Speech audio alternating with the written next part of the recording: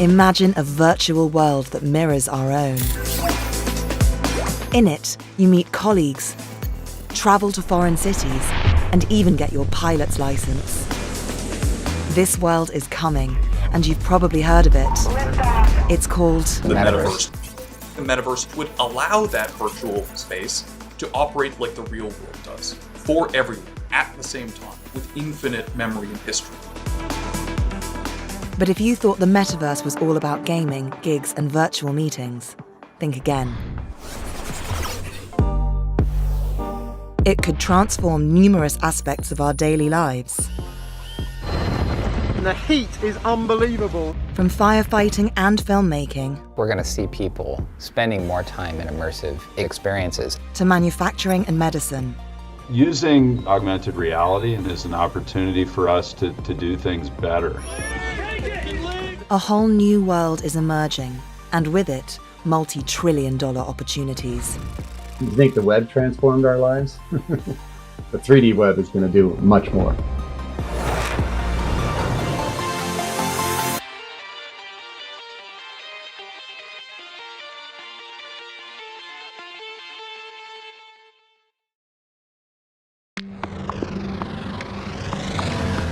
One of the recent innovations that we've created at ILM is what we call Stagecraft, the Stagecraft LED wall, which is this immersive environment which filmmakers can use to create their productions. Industrial Light and Magic is a groundbreaking visual effects company famous for recent shows like Disney's Obi-Wan Kenobi. Where is he? In the past, it would have taken an army of set designers months to build a set like this. Now, with ILM's Stagecraft technology, sets can be designed virtually, revolutionizing the production process. Stagecraft is ILM's virtual production toolkit, and it's really an end-to-end solution. So what you see on that LED wall is actually what goes straight into the show. This is the technology which underpins the metaverse, the ability to conjure up realistic, computer-generated worlds in real time. But what exactly is the metaverse? Ask a lot of people and some might tell you it's about NFTs, or donning a VR headset and jumping into an online world like the game Second Life. But for companies and professionals working in the field, the metaverse is something far more significant. Matthew Ball is a leading authority on the metaverse. For some, it is a future state of today's internet, but which operates in a more decentralized fashion. But for most, especially those which operate big tech today, they imagine it as a parallel plane of existence, a 3D virtual simulacra of the Earth, but with many fictional elements, allowing us to do what is not possible. The term metaverse was first coined in Neil Stephenson's 1992 novel, Snow Crash. But the metaverse has its roots in the early gaming industry of the 1970s. A player can improve the machine's ability by revising its program. For decades, the video game industry has been developing software and hardware to create simulations. Initially, these were very limited. These experiences began with multi-user shared hallucinations, with your own rules for real-time collaboration with others to choose and tell your own story. But of course, it unfolded purely in text, largely without color. In the decades that followed, we saw persistent improvements in visual fidelity, in the number of people who engaged in these worlds, their cultural impact, as well as their economic value. The advent of 3D graphics technology transformed video games and fueled the growth of the gaming industry. Worth $13 billion in 1997, this rose to $214 billion in 2021. Today, this technology has come of age. Graphics software can now create a simulated world's rules, logic, and physics. It's already opening up new frontiers for creativity in the film and television industry. Thank you, and background action. I'm able to put actors and cameras in this environment, and we can see it and play in it and live in it. ILM's film set was originally powered by Unreal, a 3D computer graphics engine built by Epic Games, one of the world's largest game makers. ILM has since developed its own real-time cinematic render engine called Helios. And some of the biggest names in the movie business are buying into it. We could actually get in-camera finished visual effects that would really help us with the quick turnaround that television requires. So the first time we got to create and use stagecraft was for Jon Favreau's show, The Mandalorian. And he really wanted to advance the state of the art. Even though it was going to be a TV show, he wanted it to feel like the movies. This new technology can also make the business of film production more efficient. We've done an analysis, and about half the shots we shoot, they just go straight into the show. Now, the other half, sometimes they need touch-ups or fixes, so half the work still needs to be done in post. But when you're talking about thousands of shots, that can be a pretty significant streamlining and reduction in that post-production process. It's not just Hollywood. The vast opportunities emerging with metaverse technologies are drawing the interest of some of the world's biggest companies. Facebook is so excited, it's changed its name. Our company is now Meta. Oh, hey, Mark. Hey, what's going on? Hi, Mark. And Meta spent $10 billion on metaverse-related technologies in 2021 alone. And in January 2022, Microsoft announced it would buy Activision Blizzard, a gaming company, for $69 billion to strengthen its position in this emerging market. In the first 5 months of 2022, private equity firms, venture capitalists, and corporations invested over $120 billion in the metaverse, more than double the total in 2021. But it's not only tech giants and big corporations that are set to profit from the metaverse. It offers financial opportunities for small, would-be entrepreneurs wherever they are on the planet. Sometimes in places you might not expect. You don't have to be in San Francisco to be able to program computer games. Simon Burgess and Max Entwistle are two developers who create virtual experiences on the platform Roblox. Roblox is a huge online virtual world with hundreds of thousands of different experiences for players to explore, meet other people, and role-playing. Roblox, which was launched in 2006, had 58.5 million daily active users in July 2022. At the end of that month, it was valued at $25 billion. There are more than 11.5 million people developing games for Roblox. Max and Simon are two of the more successful ones. We met in about 2010, I think, both as children. We found each other in like a game on Roblox and just became friends through that, basically. Their game, Sharkbite, developed using the free tools the platform provides, has now been played over 100 million times. And it nets these recent graduates an income of around $1 million a year. I remember I was on the plane to Frankfurt in Germany at the time, and I just saw the numbers in the game going up and up, seeing more players joining the game. And I was just in absolute awe.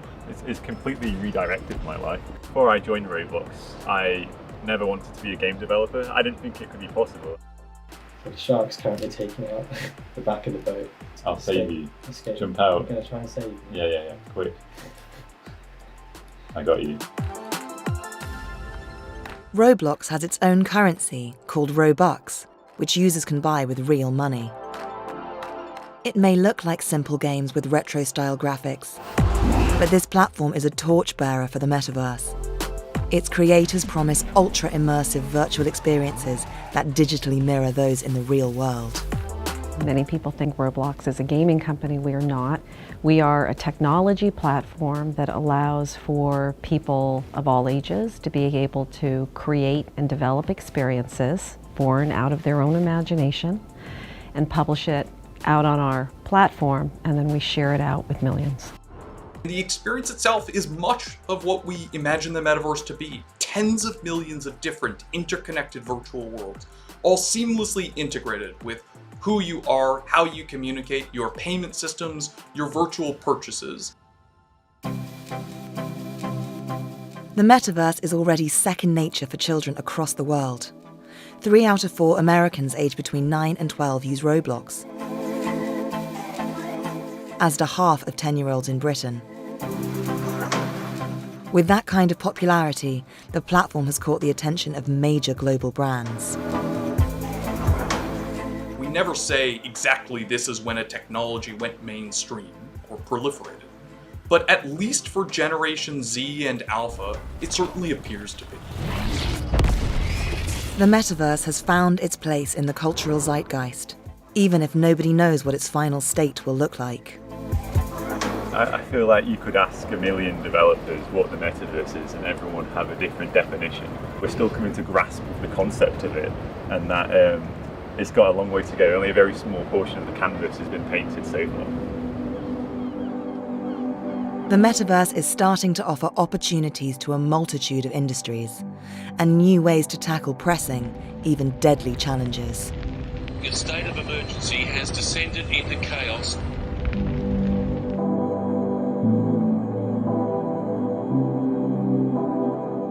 This normal-looking plane has some extraordinary technology on board, developed by Lockheed Martin. As it flies above the Colorado mountains, the plane is digitally mapping the wildfires that rage below, and it's changing how these types of fires are fought. Lockheed Martin recognizes the impact that wildfires in particular are having on our lives, on our economies, and on the climate. There are helicopters coming in and planes dropping water every few minutes. So the capability that we're maturing is called Cognitive Mission Manager, or CMM. As the fire is spreading, we're able to apply artificial intelligence to predict the fire front behavior. And our goal is to have a 3D visualization available to those decision makers, to those folks that are deciding how to suppress the fire, so they can do so quickly and efficiently. The project uses NVIDIA's Omniverse platform. It's a tool that can create a precise digital version of something that exists in the real world, known as a digital twin. Digital twins are a true-to-reality simulation of a virtual environment to the physical environment. You can think of it as two parts of a journey: the creation of things, whether they're buildings, factories, products, scenarios, worlds, etc., and then the operation of those things in a digital twin concept. The way to think of it really is kind of like the operating system for the metaverse. NVIDIA was founded in 1993, and for the first 20 years made the tech that helped usher in the 3D revolution in gaming. Its microchips are suited to powering the hardware and software needed to create the increasingly sophisticated simulations of the metaverse. As a result, NVIDIA's chips are up. This will be the first $1 trillion semiconductor company. The company's market value increased from just under $18 billion in January 2016 to just over $454 billion in July 2022, with revenues growing by nearly 536%.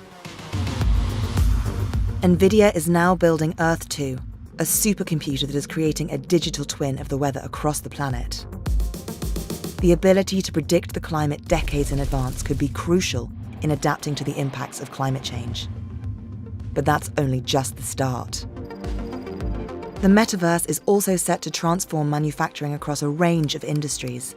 Amazon, Siemens, and BMW are among the big companies that are using digital twin technologies to recreate their processes down to the smallest detail. The factory of the future is going to be more efficient, it's going to be safer, it's going to be a higher degree of productivity. You can understand how parts need to come in and be moved around. You can do other things like training the robots in those virtual factories before you commit to them in the physical sense. We're starting to see digital twins not just of a single environment, but multiple environments, large-scale environments, daisy-chained together in a simulation, creating a digital twin not just of a thing or a place, but space itself. But there is a potential problem. As yet, the metaverse lacks an agreed standard for connecting multiple virtual worlds. Something like the HTML protocol, an agreed standard that defines the appearance and behavior of pages on the web. When we think about the metaverse as a 3D elevation of the internet, we require the same sorts of structures, new standards for 3D information, new hierarchies that allow one virtual world to know that another exists, to then communicate and safely, securely, and consistently share information. But almost none of that exists today. The race is on to develop the metaverse's equivalent of HTML. The thing that makes the metaverse so impactful for everyone is the seamless ability to go from virtual world to virtual world in much the same way today we go from website to website. Doesn't matter the device, the browser, etc. Once again, it's Hollywood that is making the running. Pixar needed a way for its animators to collaborate effectively, despite working in different studios and often with different tools. So it developed its own software called Universal Scene Description, or USD. In 2016, USD was made open source, free for anyone to use. It's still early stages, and it remains to be seen whether USD will become the universal protocol of the metaverse. We saw this as the potential to be the HTML of 3D as we move forward into a 3D-centric web. So now everybody has a common way of describing their 3D environment, and companies are working together to advance the format like we did with HTML.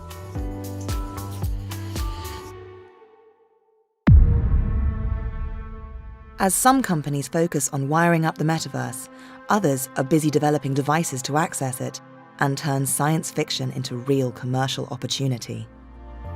There's nowhere left to go except the oasis.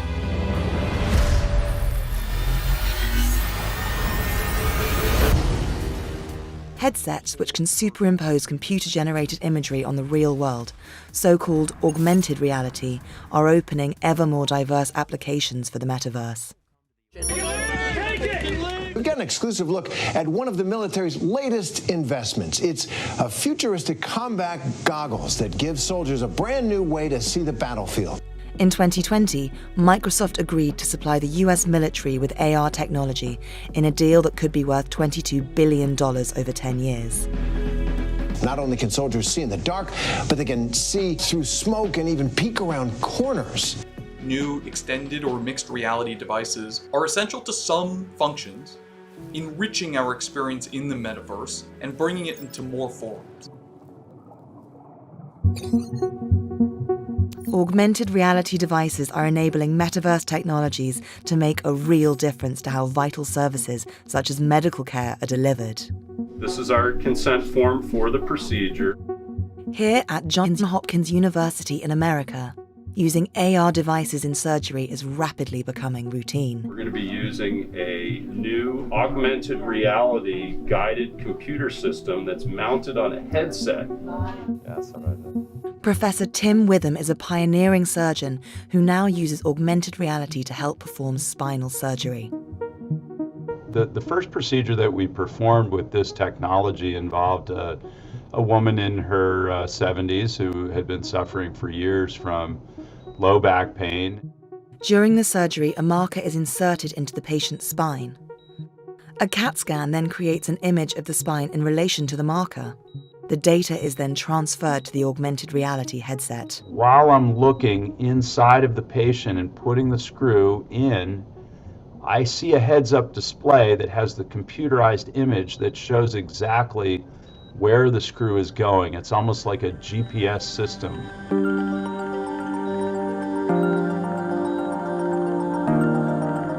The augmented reality allows Professor Witham to perform the surgery with a consistent accuracy that was previously hard to achieve. I've subsequently done about 100 cases, and we've published data on our accuracy or success rate, if you will, and we've found that the device is about 98% accurate in the placement of spinal instrumentation or implants into the spine. It was very rewarding to be able to see the development of this new technology and then be able to utilize it in real clinical use. The metaverse is already starting to offer glimpses of its potential to drive change and to shape how we behave in profound ways. I find it very hard to predict what the real market opportunity will be. The one thing that I know for sure is that these new technologies will lead to new behaviors, and those new behaviors will unlock markets that I can't predict. But as the metaverse grows, so do the challenges. Intel estimates that we need a nearly 1,000-factor improvement in average computing power, plus myriad more computing devices to begin with. And for all its promise to transform how companies and people operate, the metaverse is likely to share the pitfalls of the real world. One thing seems certain: the idea that the real world is limited to what is physically present nearby will seem increasingly bizarre. I like to talk about the metaverse as more than just a tech wave, but a societal one. A multi-trillion-dollar economic opportunity that will transform nearly every country, industry, and person's life globally. Hello, I'm Tom Standage, Deputy Editor at The Economist. If you'd like to learn more about this topic, click on the link opposite. And if you'd like to watch more of our Now and Next series, click on the other link. Thanks for watching, and don't forget to subscribe.